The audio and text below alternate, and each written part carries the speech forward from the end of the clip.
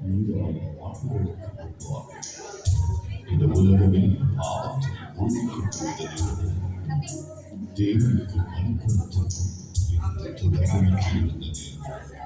தேவாதி தேவன் தம்முடைய சொந்த குமாரனாக இயேசு கிறிஸ்துவை இந்த உலகத்தில் வைப்பதாக அனுப்ப சித்தமானார். நாசரேத் ஊரில் கன்னி மரியாளுக்கும் யோசேப்புக்கும் திருமணம் நிச்சயிக்கப்பட்டது. ஒரு நாள் இரவு மரியாள் நித்திரை செய்து கொண்டிருக்கையில் தேவதூதன் சொப்பனத்தில் தோன்றி,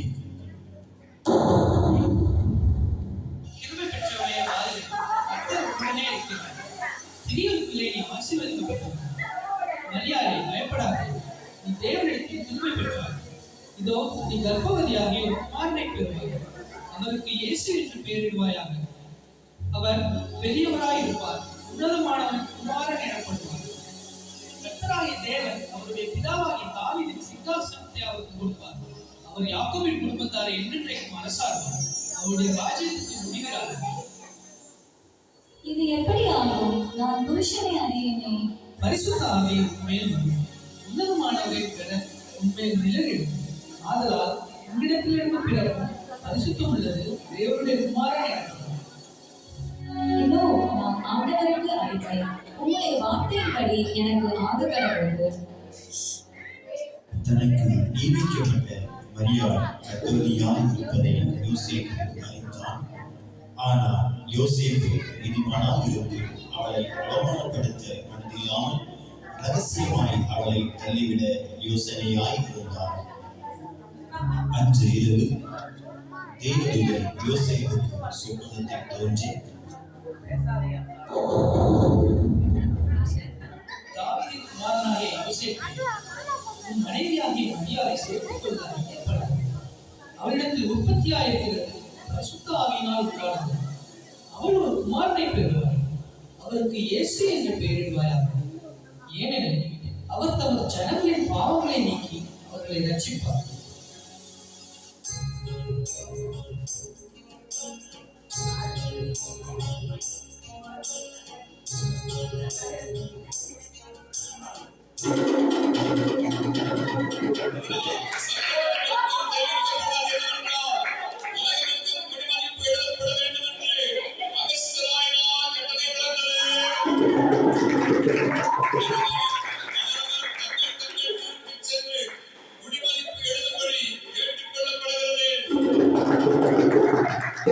யோசேப்பு தான் தாவீதின் வம்சத்தால் குடும்பத்தானமாய் இருந்தபடியினாலே தனக்கு மனைவியாக நியமிக்கப்பட்டிருந்த கர்ப்பவதியான மரியாளுடனே குடிமதிப்பு எழுதும்படி தாவீதின் ஊருக்கு சென்றார்கள்.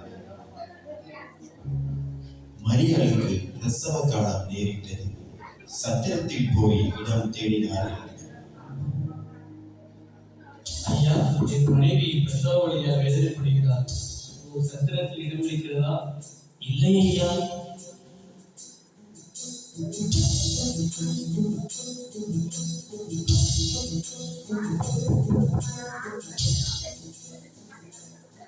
ஐயா, என் மனைவிக்கு பிரசவ காலம் நேரிட்டது. ஒரு சத்திரத்தில் இடம் இருக்கிறதா? இடம் காலியாக இல்லையே. சத்திரத்தில் இடம் இல்லாததினால் அங்கிருந்த மாட்டு தொழுவத்திற்கு சென்றார்கள். அவள் தன் முதற் பேரான குமாரனை பெற்றெடுத்தாள்.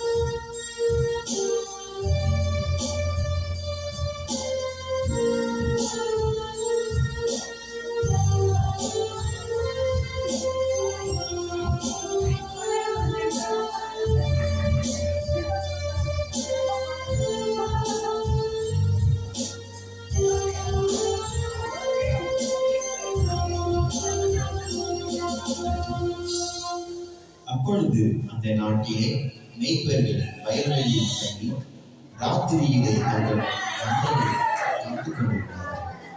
அவ்வேளையிலே கர்த்தருடைய தூதர் அவர்களை நோக்கி, பயப்படாதீர்கள். இதோ எல்லா ஜனத்திற்கும் ரொம்ப சந்தோஷத்தை உண்டாக்கும் நற்செய்தியை உங்களுக்கு அறிவிக்கிறேன். இன்று கர்த்தராகிய கிறிஸ்து என்னும் இரட்சகர் உங்களுக்கு தாவீதின் ஊரிலே பிறந்திருக்கிறார். பிள்ளையை துணிகளில் சுற்றி மண்ணடியிலே கிடைத்திருக்க காண்பீர்கள். இதுவே உங்களுக்கு அடையாளம். நாம் பெத்லகேம் ஊருக்கு போய் கர்த்தரால் நமக்கு அறிவிக்கப்பட்ட இந்த காரியத்தை பார்ப்போம் வாருங்கள். அவர்கள் தீவிரமாய் வந்து மரியாதையும் யோசேப்பையும் கண்டார்கள். கண்டு அந்த பிள்ளையை குறித்து தங்களுக்கு சொல்லப்பட்ட சங்கதியை பிரசித்தம் பண்ணினார்கள்.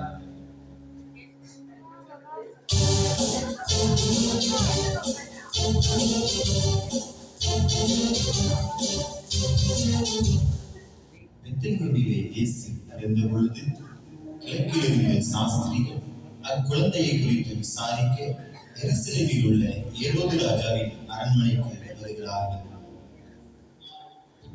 ராஜாவின் வாழ்க! யூதருக்கு ராஜாவாய் பிறந்தவர் எங்கே? கிழக்கிலே அவருடைய நட்சத்திரத்தை கண்டு பணிந்து கொள்ளும்படி வந்தோம்.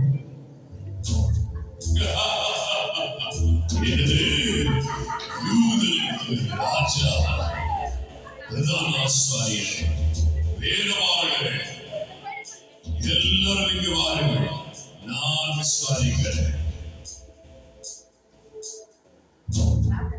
கிறிஸ்துவானவர் எங்கே பிறப்பார் என்று எழுதியிருக்கிறது, பார்த்து சொல்லுங்கள் எனக்கு. யூதேயா தேசத்தில் உள்ள பெத்லகேமில் பிறப்பார் என்று எழுதியிருக்கிறது மன்னா.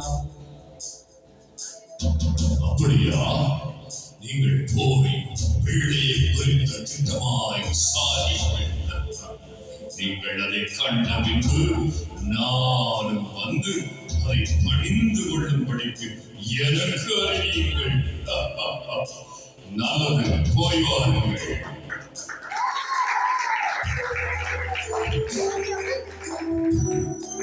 பிள்ளையை காண சாஸ்திரிகள் செல்கிறார்கள். அவர்கள் கிழக்கிலே கண்ட நட்சத்திரம் பிள்ளை இருக்கும் இடம் வரைக்கும் அவர்களுக்கு முன் சென்றது. அவர்கள் அந்த வீட்டுக்குள் பிரவேசித்து பிள்ளையையும் அதன் தாயாகிய மரியாதையும் கண்டு தங்கள் சொற்களை திறந்து பொன்னையும் தூபவர்க்கத்தையும் வெள்ளை கோலத்தையும் காணிக்கையாக வைத்தார்கள்.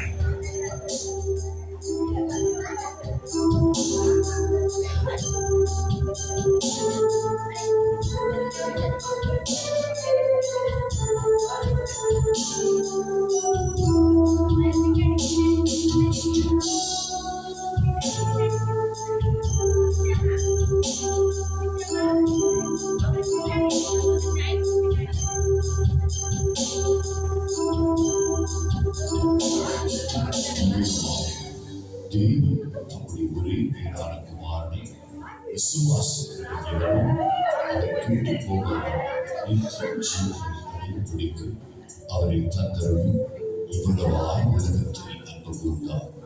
அருமை தேவனுடைய பிள்ளைகளே, இந்த அருமையான காட்சியை கண்டு இன்புறுவது மாத்திரமல்ல, உங்கள் வாழ்க்கையை மாற்ற வந்த கர்த்தராகிய இயேசு கிறிஸ்துவுக்கு உங்கள் வாழ்க்கையை அர்ப்பணியுங்கள். அவரே உங்கள் வாழ்க்கையை ஆசீர்வதித்து நித்திய ஜீவனை உங்களுக்கு அருளிச் செய்வார். கர்த்தர் தாமே உங்களை ஆசீர்வதிப்பாராக. ஆமென்.